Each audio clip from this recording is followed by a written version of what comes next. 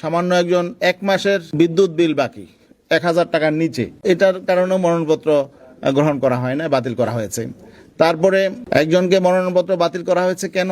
যে নিয়ম হলো ব্যাংকে নতুন অ্যাকাউন্ট খুলবে, উনি অ্যাকাউন্ট খুলেছে এবং অ্যাকাউন্টের স্টেটমেন্টও দিয়েছে, ওনার মনোনয়নপত্র বাতিল করা হলো, ওপেনিং ডেটটা উনি কেন এখানে লেখেন নাই। তো এটা আসলে কোনো জিজ্ঞেস করারও বিষয় না। তারপরেও এই জাতীয় বিষয়ে মনোনয়নপত্র বাতিল করা হয়েছে।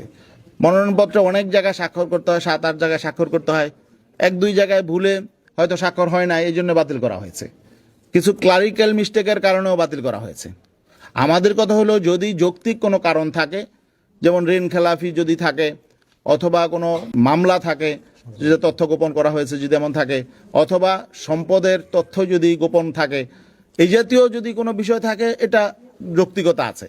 কিন্তু যে সমস্ত বিষয় সমাধানযোগ্য, ক্লারিক্যাল মিস্টেক, এগুলো সংশোধনযোগ্য, অতীতেও দেখেছি এগুলো সংশোধন হয়ে যেত, কিন্তু এবার এগুলো বাতিল করা হয়েছে এবং এক্ষেত্রে বৈষম্য করা হয়েছে।